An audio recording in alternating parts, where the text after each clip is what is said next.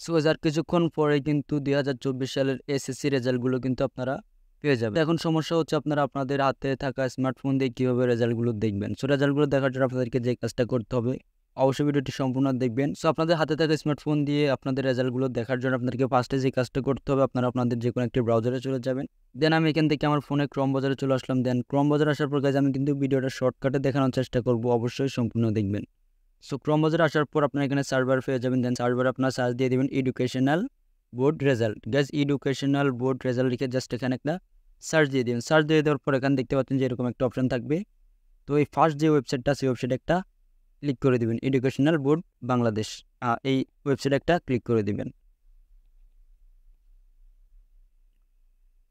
So দেখতে পাচ্ছেন educational board result লিখে সার্চ দেওয়ার পর এরকম একটা সাইট কিন্তু আপনার সামনে শো হয়ে যাবে। দেখতে পাচ্ছেন এরকম একটা পেজ শো হয়ে যাবে।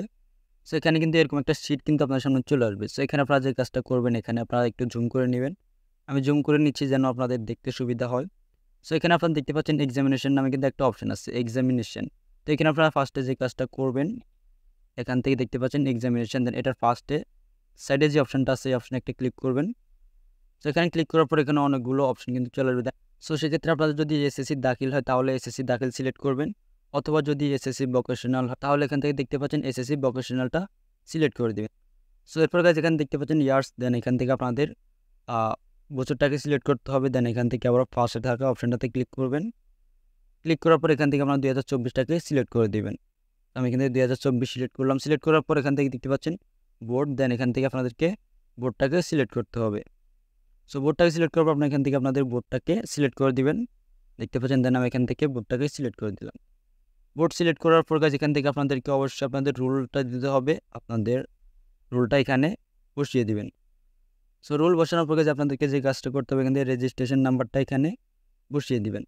সো রেজিস্ট্রেশন নাম্বার বসানোর পর এখান থেকে আরেকটা যে কাজটা করতে হবে, এখানে দেখতে পাচ্ছেন যে 8+9। আর সো 8+9 কত হয়, আপনাদের ক্ষেত্রে কিন্তু অন্য কিছু থাকতে পারে।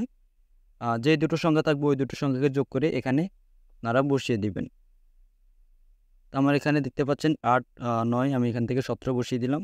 সেমভাবে কিন্তু আপনার এখানে বসিয়ে দিন। বসানোর পর এখান থেকে আপনার সব কিছু কমপ্লিট করার পর দেন আমি এখানে বসাতে পারতেছি না, কারণ 2024 সালের রেজাল্ট এখনও হয় না, যার কারণে আমি এখান থেকে কিছু দেখাইতে পারতেছি না। দেন সবগুলো কমপ্লিট করার পর এখান থেকে দেখতে পাচ্ছেন সাবমিট অপশন আছে। দেন এখান থেকে অবশ্যই একটা সাবমিটে ক্লিক করে।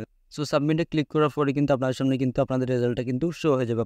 আপনারা কোন বিষয়ে কত পাইছেন, কোন বিষয়ে কী পাইছেন, সব কিছু কিন্তু শো হয়ে যাবে। সো গাইজ আশা করি বুঝতে পারছি কীভাবে কী করবো। সো দেখা হবে নেক্সট কোনো ভিডিওতে। সে পর্যন্ত সবাই ভালো থাকবেন, সুস্থ থাকবেন। আল্লাহ হাফেজ।